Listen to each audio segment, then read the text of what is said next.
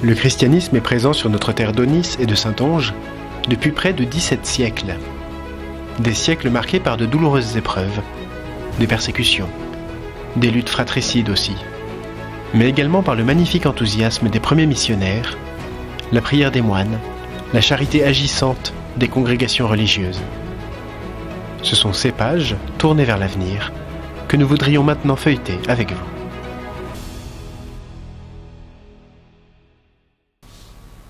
Les archives historiques du diocèse constituent un fonds important que nous sommes heureux de mettre à la disposition des chercheurs, qu'ils soient universitaires, généalogistes ou simplement curieux de connaître l'histoire de leur paroisse ou de leur église.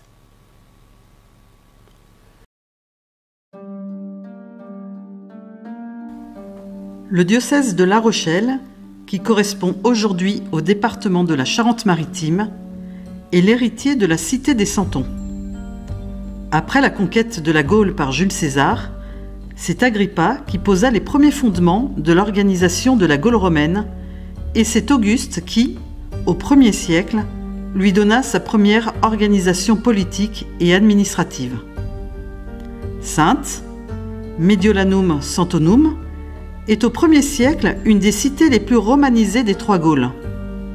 Son patrimoine architectural antique en témoigne, en particulier l'arc de Germanicus et les arènes.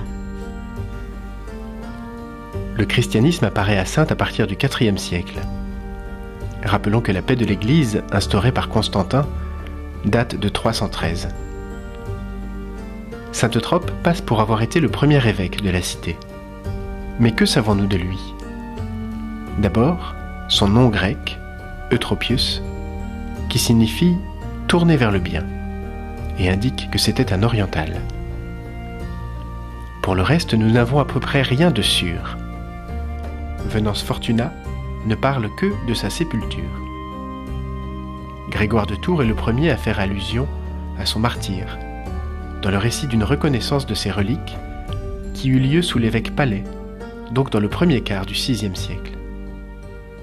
Ce qui est certain, c'est que Sainte Eustelle est un personnage inventé à la fin du Moyen Âge. C'est bien Saint Palais qui apparaît comme le premier évêque à avoir laissé une trace importante dans l'histoire. Il est le mieux connu de l'Antiquité tardive et passe pour avoir été un grand bâtisseur. La basse Antiquité et le Haut Moyen Âge ne peuvent guère être illustrés que par les fouilles archéologiques effectuées sur quelques sites.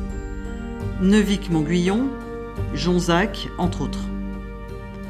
Les tombes chrétiennes deviennent plus nombreuses. Des traces indéniables de christianisme se lisent sur les fragments de céramique marqués de symboles chrétiens. Poisson, croix, bon pasteur, chrisme.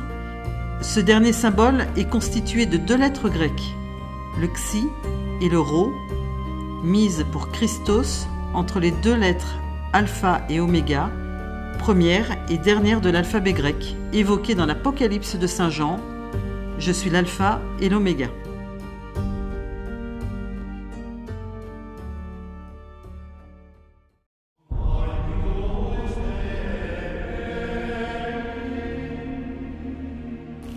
Au XIe siècle, la réforme grégorienne, du nom du pape Grégoire VII, se traduit surtout par le développement du monachisme dans le diocèse. Les grands monastères sont le bras armé de cette réforme qui vise à arracher les biens d'église des mains des laïcs qui les avaient usurpés.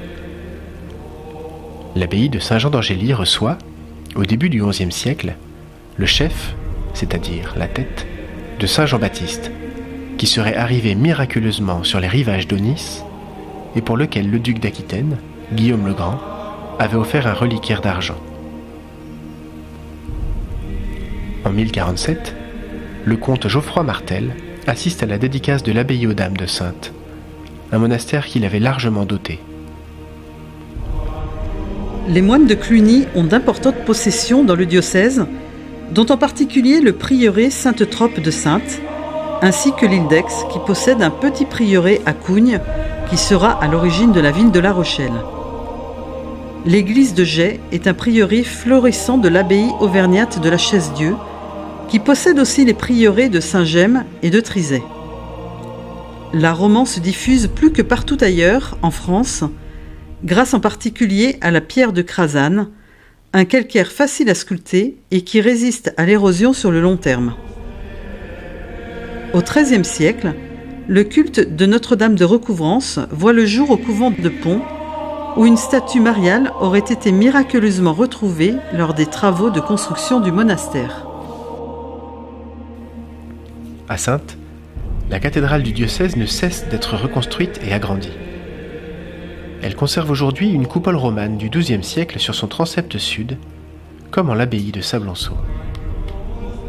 Le cloître des chanoines et les locaux annexes datent du XIIIe siècle. Au XVe siècle, une reconstruction générale est entreprise. On lui doit l'imposant clocher-porche, dont la flèche, si elle avait été achevée, aurait culminé à 94 mètres. À partir de 1480, un nouveau projet conduit à élever une nef plus élevée, étayée d'arcs-boutants, ainsi qu'un immense chevet qui n'était toujours pas terminé en 1560. Mais cette époque est aussi celle de graves dépravations qui atteignent un clergé pléthorique et ignorant. Abus financiers, affaires de mœurs, rixes et violences sont monnaie courante.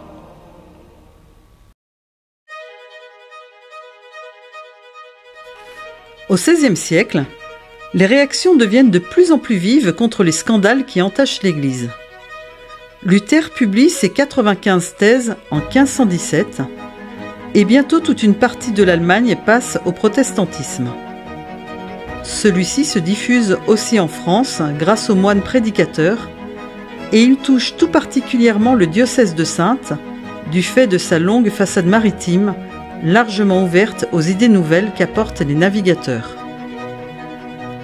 Les guerres de religion sévissent de 1560 jusqu'à l'édit de Nantes, promulgué en 1598.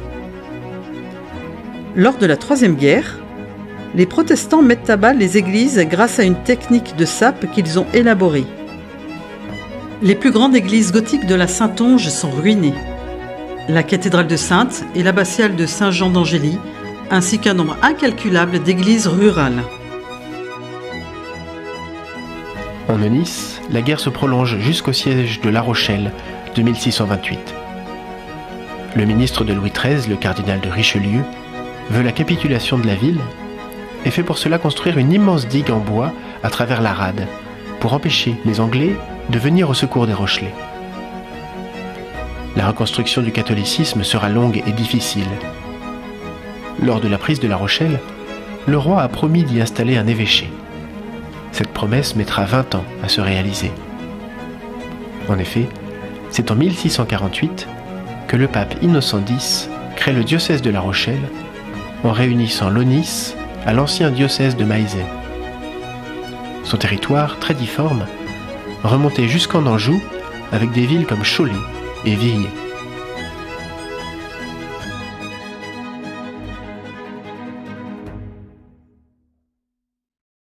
Le diocèse de Saintes, amputé de l'Aunis, se relève lentement de l'épreuve.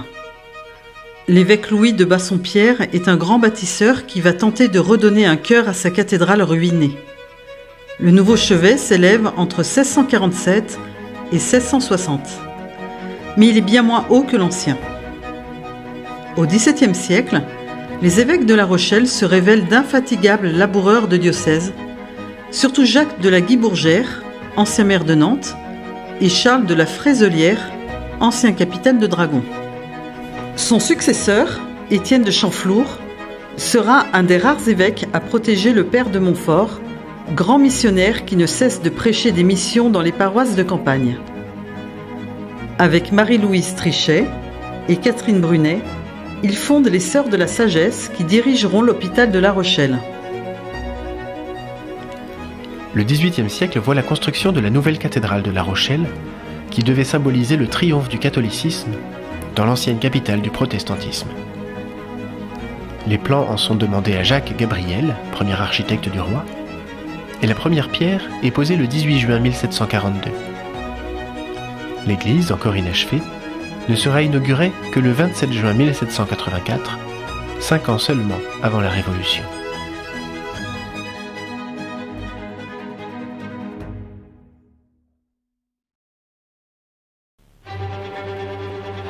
La Révolution allait se traduire chez nous par plusieurs drames dans le nouveau département de la Charente-Inférieure, devenu l'évêché constitutionnel de Saintes.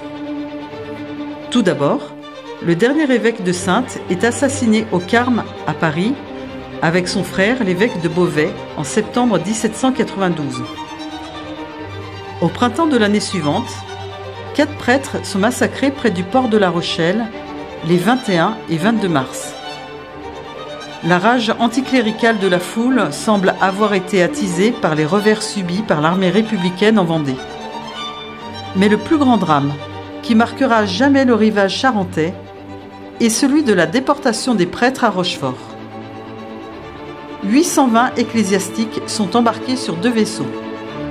Les 2 associés et le Washington, qui resteront en rade de l'île d'Aix entre avril 1794 et leur débarquement dans l'île Madame à partir du 20 août.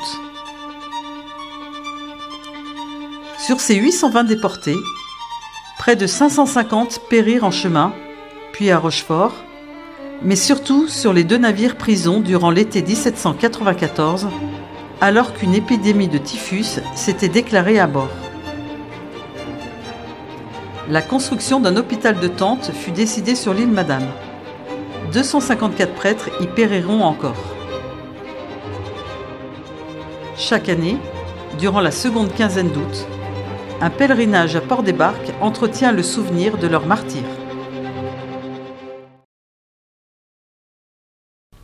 Avec le Concordat de 1801, l'Église catholique peut se réorganiser en France, mais sous le contrôle de l'État.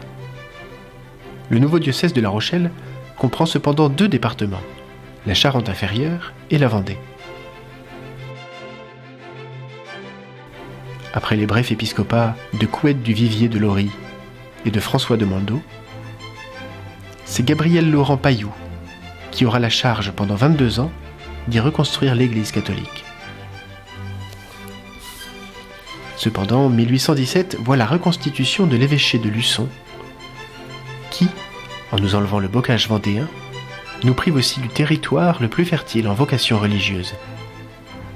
Désormais, le diocèse de La Rochelle sera constamment un diocèse pauvre en prêtres. La vie paroissiale reprend petit à petit. La plupart des églises sortent dévastées, souvent ruinées, de plus de 10 ans d'abandon et d'usage profane, comme celle de Puy-du-Lac, près de Tonnay-Boutonne, qui n'avait même plus de toit. Quelques lumières chrétiennes marquent cependant ce long XIXe siècle. Marie-Eustelle Arpin, une petite lingère du quartier Saint-Palais de Saintes, meurt en odeur de sainteté le 29 juin 1842, à l'âge de 28 ans. Ses écrits témoignent de son total abandon à la volonté de Dieu. Son procès de béatification a été ouvert à Rome.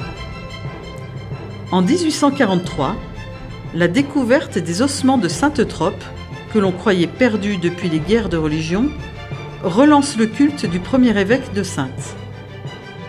La translation de ces reliques donna lieu à une longue procession jusqu'à la cathédrale Saint-Pierre le 14 octobre 1845.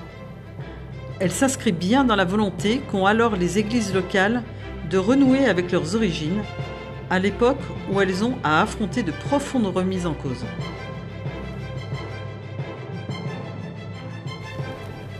La redécouverte du martyre des prêtres déportés de Rochefort sera plus longue à se manifester. Le pouvoir napoléonien avait tout fait pour contraindre à l'oubli les dignitaires de l'Église concordataire. On date de peu après 1863 le début d'une prise de conscience, quand l'abbé Manceau découvrit un brave homme en prière sur l'île Madame, et qui répondit ainsi à l'étonnement du prêtre : « Eh quoi, monsieur, ne savez-vous pas que c'est ici que sont enterrés les saints ?» Depuis lors, le pèlerinage a repris chaque année, à l'île d'Aix d'abord, puis à Port-des-Barques. La séparation de l'Église et de l'État a pris chez nous une coloration toute particulière, du fait que l'un des principaux protagonistes, Émile Combes, ait été maire de Pont et président du Conseil de la Charente-Inférieure.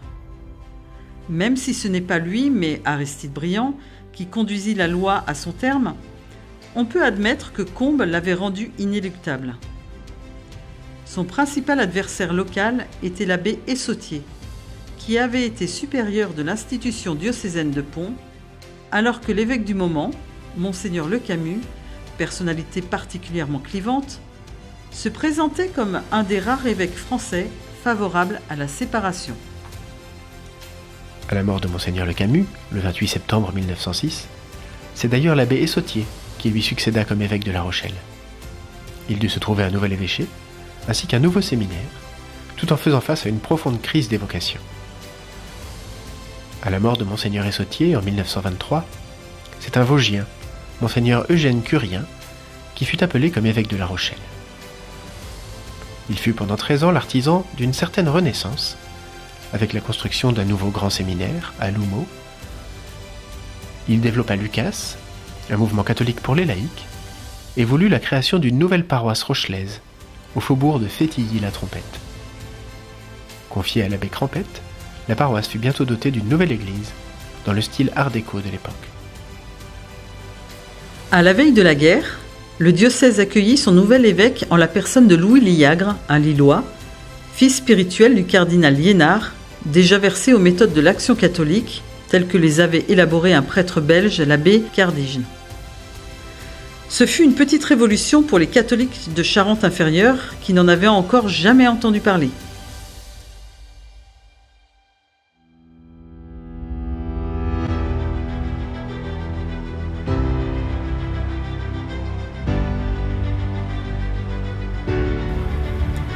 La guerre laissa des ruines profondes. 2 églises bombardées durent être entièrement reconstruites. Celle de l'Alleu à La Rochelle,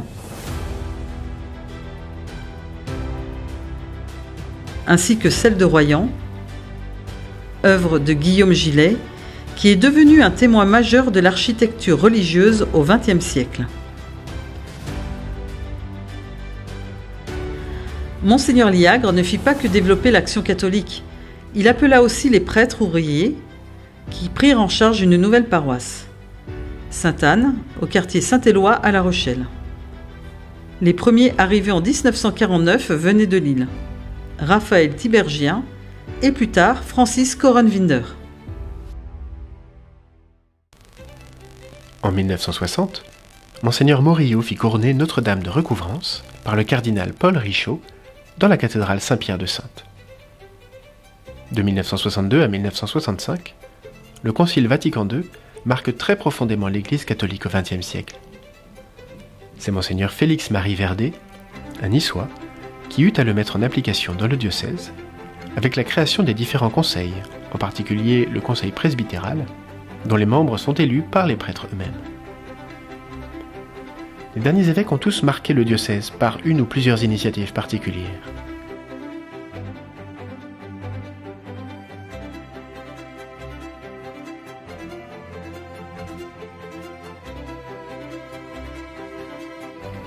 Retenons parmi les plus marquantes la béatification de 64 des prêtres déportés des pontons de Rochefort, prononcée par le pape Jean-Paul II à Rome, le 1er octobre 1995. Le synode diocésain se conclut par une grande célébration à la Pentecôte 2003 au stade Marcel de Flandre à La Rochelle, au cours de laquelle Monseigneur Pontier promulgua les orientations synodales, les appuyant sur un formidable coup d'envoi de match de rugby. 13 ans après, Monseigneur Georges Collomb, ancien supérieur des missions étrangères de Paris, devait ouvrir notre diocèse aux vraies dimensions du monde et de l'Église. De nombreux prêtres venus d'Afrique, d'Inde, du Sud-Est asiatique et d'Amérique latine sont venus redonner des couleurs au presbytérium. Avec eux, notre diocèse continue sa route au milieu de l'histoire des hommes. En mars 2018, les îles de Saint-Pierre-et-Miquelon, collectivité d'outre-mer française au large du Canada, qui constituait jusqu'alors un vicariat apostolique, sont rattachées au diocèse de La Rochelle, agrandissant ainsi les frontières de notre diocèse pour la première fois depuis 1817.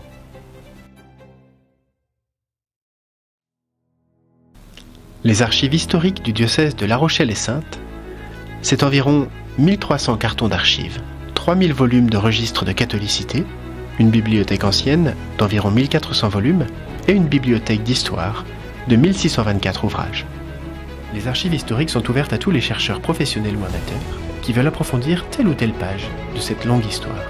Bien sûr, l'essentiel du fond concerne surtout les 2 derniers siècles écoulés, mais grâce à la bibliothèque historique qui l'accompagne, il est possible d'élargir le champ des recherches. Aujourd'hui, après bien des joies, mais aussi des épreuves de toutes sortes, cette belle histoire de l'évangélisation continue. Appuyée sur un solide passé, mais surtout tournée vers l'avenir, c'est à vous d'en écrire les pages qui vont suivre avec la grâce de Dieu.